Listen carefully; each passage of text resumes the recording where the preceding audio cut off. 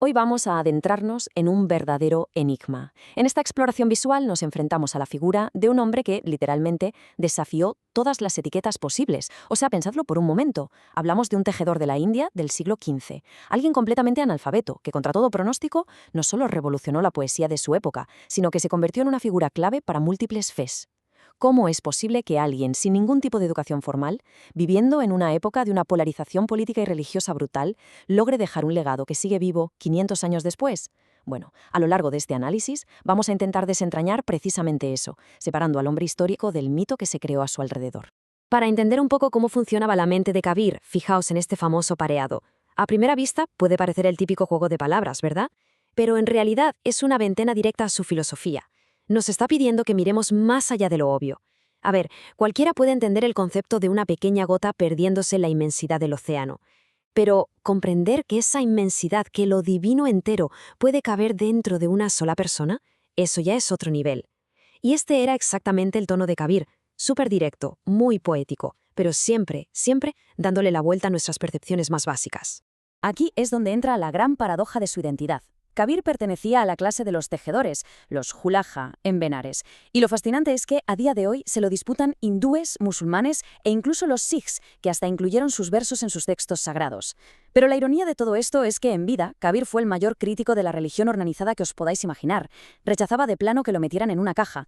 Y lo más fuerte de todo es que 5 siglos después, sus palabras no están acumulando polvo en la estantería de un museo. Que va, se siguen cantando a viva voz en la cultura popular. Para captar la esencia de Kabir hay que entender un concepto clave, el Nirgun Bhakti. Nirgun significa literalmente sin atributos, y claro, en una época donde la devoción consistía casi exclusivamente en ir a templos enormes y adorar ídolos físicos muy concretos, este enfoque era absolutamente rompedor. Kabir decía no, el enfoque tiene que ser hacia adentro. Él promovía una conexión espiritual con algo que no se puede esculpir, ni enmarcar, ni describir con palabras humanas. Es una idea inmensa. Básicamente nos decía que lo divino no está atrapado en una estatua de piedra, está en todas partes y sobre todo está dentro de nosotros mismos. Y esta idea de una espiritualidad abstracta empapaba todo su arte. Pero ojo, que Kabir no filosofaba desde un palacio de cristal, lo hacía desde su telar. Esta línea, sutil, sutil, sutil, es el tejido de esa tela, es el arranque de uno de sus poemas más icónicos. Usaba su día a día, su trabajo como tejedor, para crear unas metáforas brutales sobre el universo y el ser humano. En este poema en concreto, describe cómo la misma existencia está tejida usando la tierra, el cielo y los elementos. Es una forma chulísima de democratizar la espiritualidad, coger algo tan mundano como tejer una tela y convertirlo en una meditación profunda sobre la creación. Y si sus metáforas eran potentes, su audacia ya era de otro planeta. Kabir no se cortaba un pelo a la hora de criticar los rituales ortodoxos.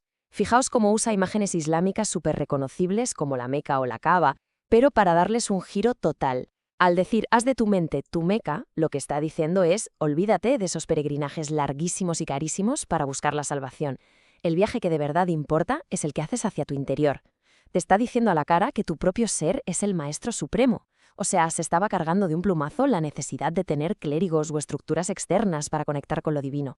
Eso sí, hay que reconocerle que repartía a diestro y siniestro. Le daba igual que fueras el pandit que representaba la ortodoxia hindú o el cazí del Islam. Kabir no se casaba con nadie. Se burlaba sin piedad de la hipocresía de los líderes de ambos bandos. A los pandits les criticaba su obsesión enfermiza con la pureza ritual y el sistema de castas, y a los clérigos musulmanes su insistencia en seguir dogmas inflexibles y rituales a ciegas. Para él, unos y otros habían perdido totalmente el norte. Estaban tan centrados en el postureo y en las reglas que se habían olvidado de la esencia real de la espiritualidad. Pero un momento, que tampoco era un anarquista total que rechazara cualquier tipo de autoridad. Mirad esta cita. Me ofrezco al gurú que me mostró a Dios.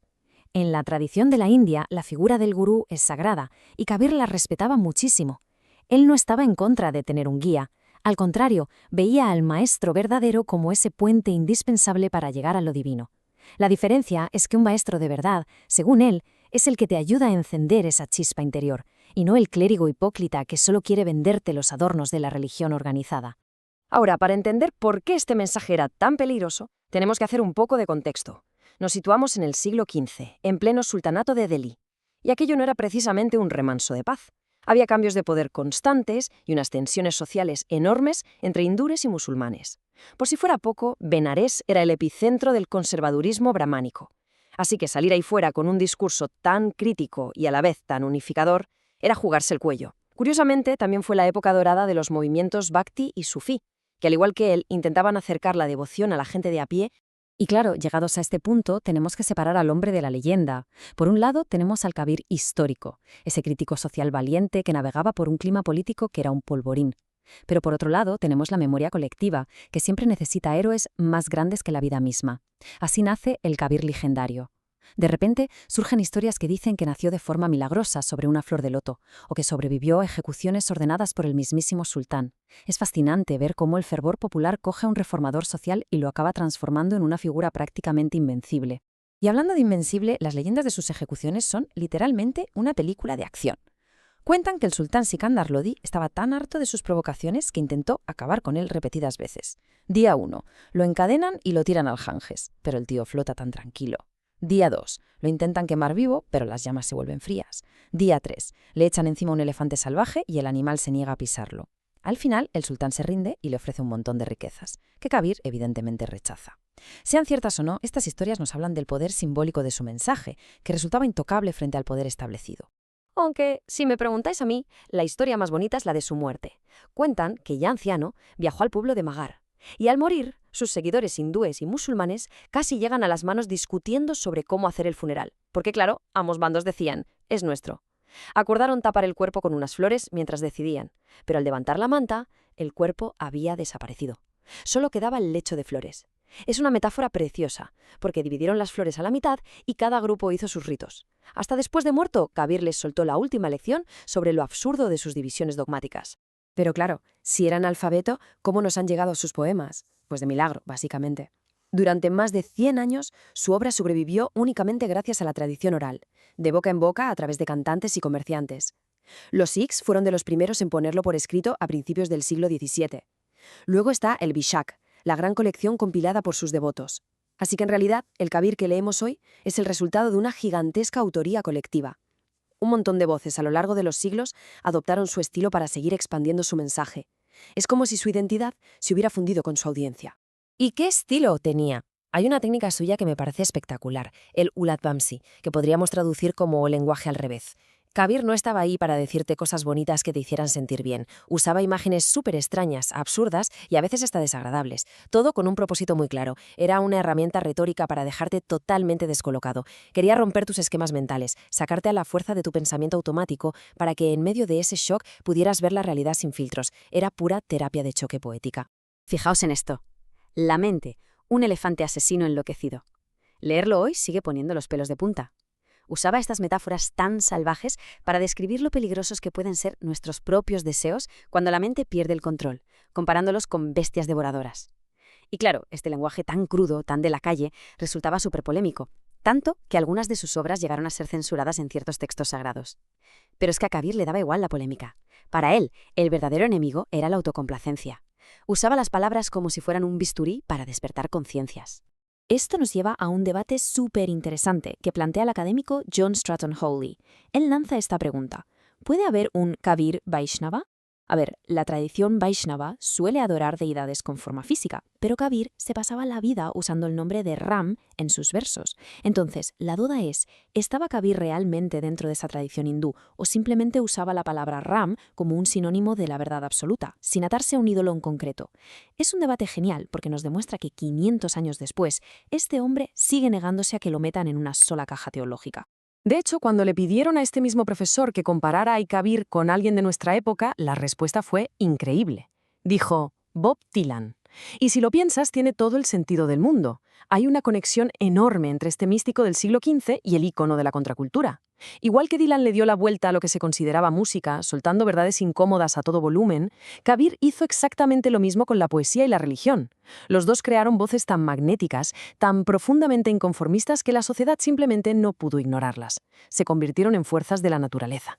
Y por eso mismo, el mensaje de un humilde tejedor de hace 5 siglos resuena tantísimo hoy. Su enfoque en mirar hacia adentro, su rechazo frontal a las religiones organizadas y esa sabiduría tan de estar por casa, tan práctica, Todo esto encaja perfectamente con algo muy actual, toda esa gente que hoy se define como espiritual pero no religiosa. En un mundo donde estamos cada vez más cansados de los dogmas rígidos y de los líderes que solo buscan dividirnos, el mensaje radical de Kabir se siente como una bocanada de aire fresco increíble. Y no es solo teoría académica, lo podéis comprobar ahora mismo. Si buscáis su nombre en YouTube, os van a salir más de 600.000 resultados. Es una locura. Y lo más alucinante es la variedad. Tiene sus versos interpretados por maestros clásicos de la India, músicos sufíes, productores de música electrónica y hasta superproducciones de Bollywood. Sus doas, sus pareados han saltado por encima del tiempo, de los idiomas y de los formatos musicales. Es una barbaridad cómo sigue inspirando a creadores de todo el mundo, que ven en sus palabras un reflejo puro y sin filtros del espíritu humano. Así que llegamos a la gran pregunta con la que queremos cerrar este análisis. Si un humilde tejedor analfabeto del siglo XV tuvo la lucidez suficiente para darse cuenta de la tremenda farsa que son nuestras divisiones y de la hipocresía que hay detrás del odio, ¿qué excusa nos queda a nosotros hoy? En esta era en la que se supone que estamos tan conectados y tan educados, ¿por qué seguimos tan absurdamente fragmentados?